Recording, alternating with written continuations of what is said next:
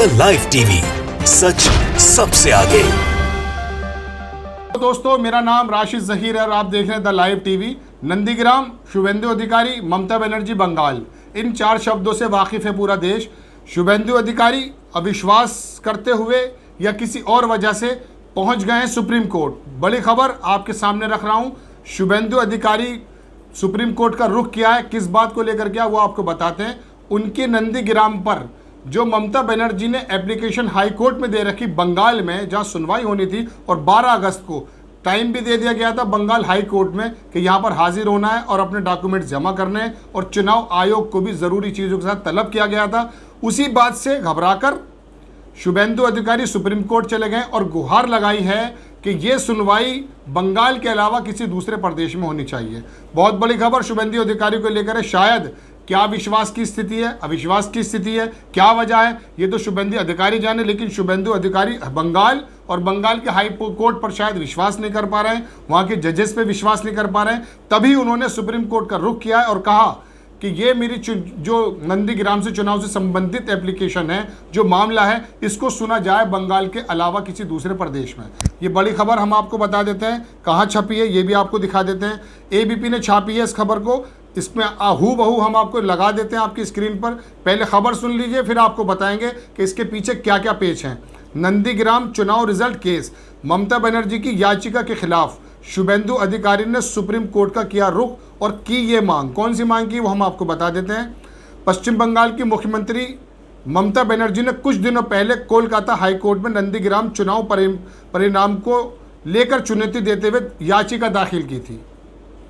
BJP नेता शुभेंदु अधिकारी ने पश्चिम बंगाल की मुख्यमंत्री ममता बनर्जी की तरफ से नंदीग्राम में जो चुनाव परिणाम को लेकर कलकत्ता हाई कोर्ट में दाखिल याचिका के खिलाफ सुप्रीम कोर्ट का रुख किया।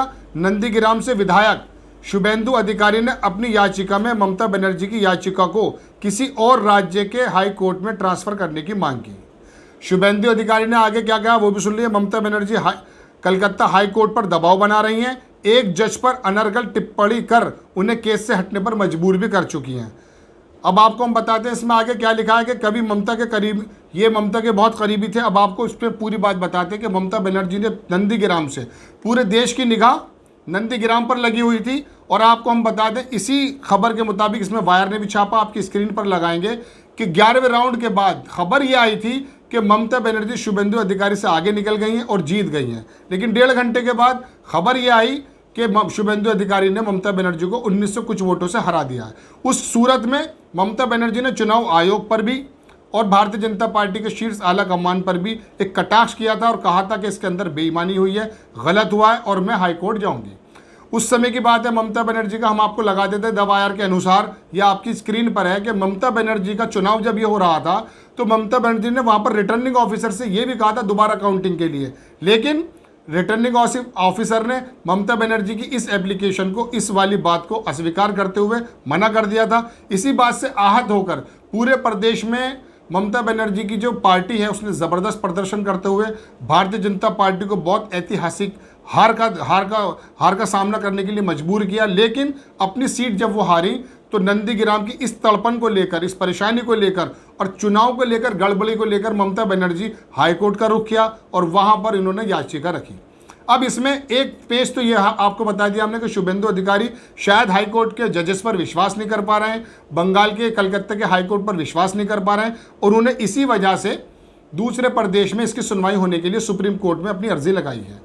ये पूरी बात आपकी समझ में आ गई। अब आगे बात बताता हूं आपको कि ममता बनर्जी ने जब इस एप्लीकेशन को दिया था तो पहले वहां एक जस्टिस कौशिक चंदा वहां जज थे, उनको हटाने की मांग की थी क्योंकि उनका ताल्लुक भारतीय जनता पार्टी से था। उस समय भारतीय जनता पार्टी के नेता अमित मालवीय, जो उनका सेल देखते हैं, दिलीप घोष और बहुत सारे नेताओं ने ममता बनर्जी को कटाक्ष भी किया था। और मैं आपको एक ट्वीट पढ़ के सुनाना चाहता हूं जो शायद उस समय अमित मालवीय ने लिखा था अपने ट्विटर पर। और उसमें ममता बनर्जी को, जब ममता बनर्जी ने उन जज पर और हाई कोर्ट पर यह कहा था कि इसके अंदर ये भारतीय जनता पार्टी के करीबी हैं, तो उन पर 5 लाख रुपए का जुर्माना भी हुआ था। तो उसके जवाब में अमित मालवीय ने जो ट्वीट किया था वो आपकी स्क्रीन पर है। अंग्रेजी में ये ट्वीट है लेकिन मैं आपको हिंदी में बता देता हूं कि fine of 5 lakh impose by the Calcutta high court. इसमें कहा अमित मालवीय ने कि 5 लाख रुपए का जो जुर्माना ममता बनर्जी को अविश्वास करने के लिए लगा है वो कम है। आम आदमी के लिए जुडिशरी में विश्वास ज़्यादा बढ़ता यदि ये ज़्यादा होता। और इसी तरह का आरोप ममता बनर्जी ने इलेक्शन कमीशन पर भी लगाया है। ये अमित मालवीय उस समय हाई कोर्ट के बारे में ये बात कहते हुए नजर आ रहे थे कि ममता बनर्जी ने जो अविश्वास दिखाया है उस पर जो 5 लाख रुपए का जुर्माना वो कम है, वो ज़्यादा होना चाहिए था। और अब नेता प्रतिपक्ष भारतीय जनता पार्टी की तरफ से विधानसभा बंगाल में जो अविश्वास दिखाते हुए दूसरे प्रदेश में जाने की मांग कर रहे हैं, इस बात का क्या आशय निकाला जाएगा कि जिसमें यह पता चल जाएगा कि शुभेंदु अधिकारी बंगाल के हाईकोर्ट पर, कलकत्ता हाईकोर्ट पर विश्वास नहीं कर रहे हैं। अब कौन सा भारतीय जनता पार्टी का नेता आकर ये कहेगा कि ये इस पर भी जुर्माना होना चाहिए। तो ममता बनर्जी ने जब अविश्वास दिखाया तो उस पर तो इनके सारे दिलीप घोष वगैरह ने भी कहा कि ये तो कोई बात नहीं, ये तो न्यायपालिका की जो है बेइज्जती की बात है, इंसल्ट की बात है। और यह मैंने आपको अमित मालवीय का ट्वीट भी दिखाया और दिलीप घोष का भी हम आपको साथ में लगा देते हैं कि उन्होंने उस समय क्या कहा था। बहरहाल तो भारतीय जनता पार्टी के नेता उस समय तो ममता बनर्जी को कह रहे थे कि इनको विश्वास क्यों नहीं है। आज उनके नेता प्रतिपक्ष और बंगाल के सबसे मजबूत भारतीय जनता पार्टी की तरफ से नेता वो जा रहे हैं, दूसरे प्रदेश की मांग कर रहे हैं। तो यह विश्वास जो दिखाया जा रहा है जुडिशरी के संबंध में, इस बारे में अमित मालवीय भारतीय जनता पार्टी का शीर्ष आला कमान क्या कहेगा। बहरहाल ये खबर हमने आपको बताई और ये हम एक बात आपको साथ साथ और भी जोड़ते चलें कि उस समय जब ये ममता बनर्जी 2 मई को नंदीग्राम सीट पर थी तो कुछ ऐसा समय आया था कि 11वें राउंड के बाद, जैसे मैंने आपको बताया कि हो यह गया था कि शुभेंदु अधिकारी को बीट करते हुए आगे निकल गई थी और उनको जीता हुआ घोषित भी कर दिया गया था। खबर ये आई थी कि जीत गई हैं, लेकिन 1-1.5 घंटे में क्या हुआ था उस समय ममता बनर्जी ने यह भी कहा था कि हमारे पास कुछ ऐसे SMS आए हैं जिसमें पता चला है कि चुनाव अधिकारी को जान से मारने की धमकी दी गई है। इस तरह की वो लंबी बात थी। बहरहाल बड़ी खबर तो यही है कि शुभेंदु अधिकारी बंगाल हाईकोर्ट में विश्वास ना करते हुए, अविश्वास करते हुए शायद दूसरे प्रदेश में अपनी सुनवाई की मांग कर रहे हैं। अब दूसरी भी परेशानी मैं आपको शुभेंदु अधिकारी से मुताल्लिक की बताऊंगा कि उनके ड्राइवर की जो एक हत्या हो गई थी 2018 में, CID ने आज वहां पर जाकर उनसे पूछताछ की और उनकी जगह पर एक मुआयना करने की कोशिश की। तो इनकी मुश्किलें कम नहीं हो रही हैं। हम आपको दिखा देते हैं कि 2018 में इनके ड्राइवर की एक ऐसी मौत हो गई थी जिसमें उनकी बीवी ने अब आकर के मुकदमा कायम कराया था। पहले भी हुआ था, लेकिन अब आकर के 302 और 120 में उन्होंने मुकदमा करते हुए अब इसके अंदर जो सुनवाई हो रही है, इसके अंदर भी आरोप यही लगाया जा रहा है कि शुभेंदु अधिकारी इसके अंदर शामिल हैं। अब अगर CID में को कुछ मिलता है तो शुभेंदु अधिकारी के लिए एक तरफ तो ये कि हाई कोर्ट के अंदर 12 अगस्त की डेट दे दी गई है कि आप आइए, जिसके चक्कर में ये सुप्रीम कोर्ट गए हैं, इनको वहाँ जमा करना पड़ेगा और चुनाव आयोग को भी वहाँ अपने तमाम साजो सामान के साथ, यानी कि अपने जो CCTVs हैं और जो चुनाव सामग्री होती है उसके साथ जमा करने के आदेश दिए हैं 12 अगस्त को। ऐसे ही शुभेंदु अधिकारी को भी अब आदेश दिए गए हैं कि तमाम कागजात अपना पक्ष रखिए आप।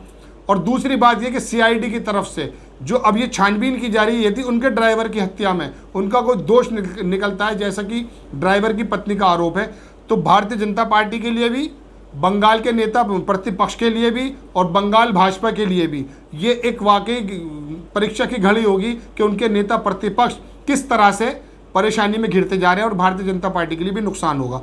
अब आपको आखिरी बात में ख़त्म करते हुए एक बात और बता दें कि यही नंदीग्राम से जो विधायक चुने गए हैं, ये ममता बनर्जी के साथ बहुत करीबी लोग थे, लेकिन चुनाव से कुछ वक्त पहले इन्होंने ममता बनर्जी का साथ छोड़ दिया था। बहुत लोगों ने साथ छोड़ा था, वो माफ़ी मांग के चले गए, लेकिन ममता बनर्जी लड़ना जानती हैं, फाइटर हैं। इलेक्शन को इस तरह से लड़ा कि भारतीय जनता पार्टी के आला कमान को धराशाय करते हुए शुभेंदु अधिकारी को भी बता दिया था। हालांकि भवानीपुर से लड़ती थी, लेकिन जैसे ही इन्होंने पार्टी छोड़ी थी तो शुभेंदु अधिकारी की विधानसभा सीट उनके गृह जगह से खुद आकर के लड़ी, एक ऐसा रोल प्ले किया और एक ऐसी हिम्मत दिखाई जो उनको वाकई आयरन लेडी कहा जाता है, इसी बारे में कि वो फाइटर हैं।